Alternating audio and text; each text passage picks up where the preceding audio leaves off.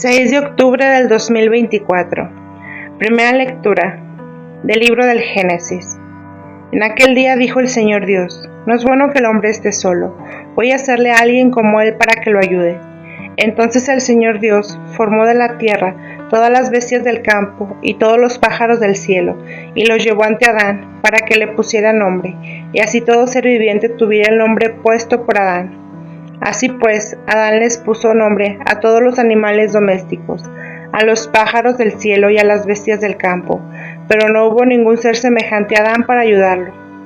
Entonces el Señor Dios hizo caer al hombre en un profundo sueño, y mientras dormía, le sacó una costilla, y cerró la carne sobre el lugar vacío. Y de la costilla que le había sacado al hombre, Dios formó una mujer, se la llevó al hombre, y éste exclamó: esta sí es hueso de mis huesos y carne de mi carne. Esta será llamada mujer porque ha sido formada del hombre. Por eso el hombre abandonará a su padre y a su madre y se unirá a su mujer, y serán los dos una sola cosa. Palabra de Dios. Salmo responsorial. Dichoso el que teme al Señor. Dichoso el que teme al Señor y sigue sus caminos. Comerá del fruto de su trabajo, será dichoso, le irá bien. Dichoso el que teme al Señor. Su mujer como vid fecunda en medio de su casa, sus hijos como renuevos de olivo alrededor de su mesa. Dichoso el que teme al Señor.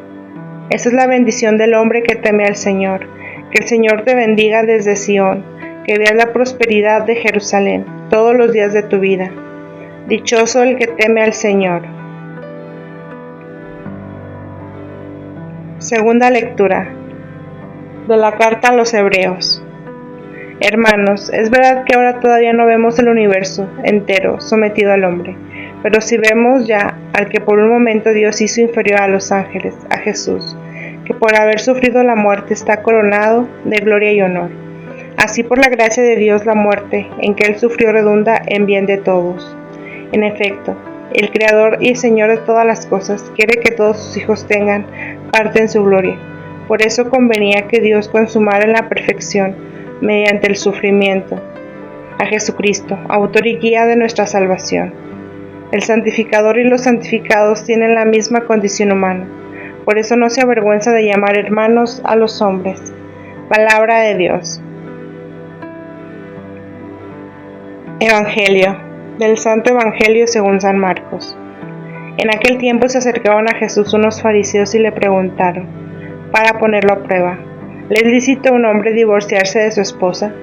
Él les respondió: ¿qué les prescribió Moisés? Ellos contestaron: Moisés nos permitió el divorcio mediante la entrega de una carta de divorcio a la esposa. Jesús les dijo: Moisés prescribió esto debido a la dureza del corazón de ustedes. Pero desde el principio al crearlos, Dios los hizo hombre y mujer. Por eso dejará el hombre a su padre y a su madre, y se unirá a su esposa, y serán los dos una sola cosa.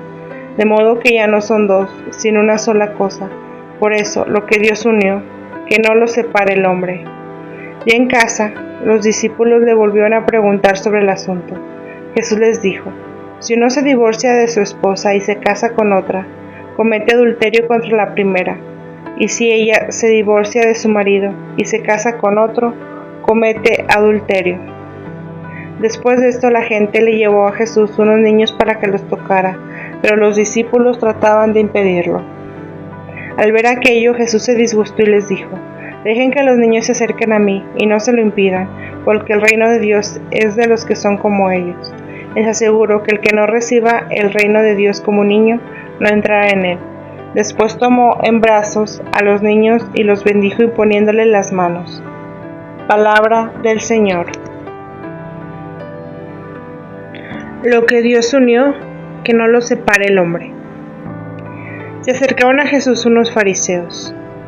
Después de una instrucción dirigida solo a sus discípulos, contada por Marcos en el capítulo anterior, la audiencia aumenta e incluye así a la muchedumbre y a sus opositores. De nuevo vino la gente donde él, y como acostumbraba les enseñaba. Los fariseos le lanzan una pregunta trampa sobre el polémico tema del divorcio, con la que esperan poner en Jesús en problemas. La pregunta de los fariseos: ¿le es lícito? ¿Cómo se puede ver la pregunta? Es maliciosa. Ellos conocían la respuesta. Esto nos deja entender que Jesús tenía una opinión diferente, ya que si no hubiera sido así, sus enemigos de siempre no le habrían interrogado sobre este asunto. ¿Le es lícito a un hombre divorciarse de su esposa? En el Antiguo Testamento, entre los judíos, existe la concepción cultural de la primacía del hombre sobre la mujer. Las mujeres no eran consideradas en la sucesión de las genealogías y las descendencias. Constituían solo una propiedad del hombre, nada diferente de un objeto o un animal. De aquí se deriva el hecho de que solo el hombre tenía el poder de decisión sobre su esposa, y por lo tanto solo él podía decidir si repudiarla o mantenerla en casa. Pero ¿bajo qué condiciones? Había dos escuelas judías en continuo conflicto sobre este tema, Hiel y Shammai. La corriente de Shammai sostenía que un hombre podía divorciarse de su esposa solo por una transgresión grave. Según la escuela de Hiel, cualquier motivo era suficiente para que un hombre repudiara a su esposa. Moisés prescribió esto debido a la dureza del corazón de ustedes. La presunción y la obstinación del hombre tienden a anular incluso la palabra de Dios, a legitimar su falsa interpretación, después de distorsionar su significado. La dureza del corazón camina siempre de la mano, con el orgullo y la presunción, que llevan a ser intérpretes libres y arbitrarios, de un concepto que en la revelación debería ser evidente y obvio por sí mismo, o al menos suficientemente claro. Los hizo hombre y mujer. Dios creó al hombre, la más noble de las criaturas, de tal manera que no estuviera solo, sino que tuviera un ser vivo, igual a él. Pero desde el principio de crearlos, Dios los hizo hombre y mujer.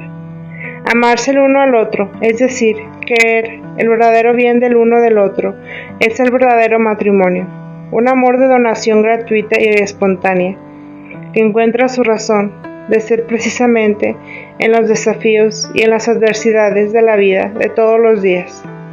Viene entonces la pregunta: ¿cómo puede tener lugar la idea de separación, divorcio, repudio y cualquier otra alternativa a la sacralidad del matrimonio? Si Dios une en un vínculo, el amor, entre un hombre y una mujer, resulta una pertenencia indisoluble, mutua, que está destinada a durar para siempre. Comentario del Papa Francisco. Jesús retoma el libro del Génesis, pero desde el comienzo de la creación, Él los hizo varón y hembra, y concluye: lo que Dios unió en el proyecto originario del Creador. No es el hombre el que se casa con una mujer. Si las cosas no funcionan, repudia. No, se trata en cambio de un hombre y una mujer llamados a reconocerse, a completarse, a ayudarse mutuamente en el matrimonio. Esa enseñanza de Jesús sí es muy clara y defiende la dignidad del matrimonio como una unión de amor que implica fidelidad, lo que permite a los esposos permanecer unidos en el matrimonio. Es un amor de donación recíproca, sostenido por la gracia de Cristo. Si en vez de eso los cónyuges prevalecen el interés individual, la propia satisfacción, entonces unión no podrá resistir. Y es la misma página evangélica la que nos recuerda, con gran realismo, que el hombre y la mujer, llamados a vivir la experiencia de la relación y del amor, pueden dolorosamente realizar actos que la pongan en crisis. No es bueno que el hombre esté solo. El hombre vive la experiencia de poner nombre a todas las criaturas de la tierra, pero entre ellas no encuentra uno igual al que amar. Y esto no es bueno. Al hombre le falta lo más importante en su vida, sin lo que no podrá vivir la plenitud de su existencia. Le falta una compañera. El hombre vive esa necesidad en lo más profundo de su ser. Dice la carta a los Hebreos: Dios lleva a muchos hijos a la gloria. El primero es Jesús, pero luego iremos todos los demás sobre el camino trazado por su unigénito. Todos vienen de Dios y a Dios regresamos. Por eso somos llamados hermanos. A pesar de nuestras infidelidades, de nuestras imperfecciones, tenemos un futuro, una meta de santidad hacia donde mirar.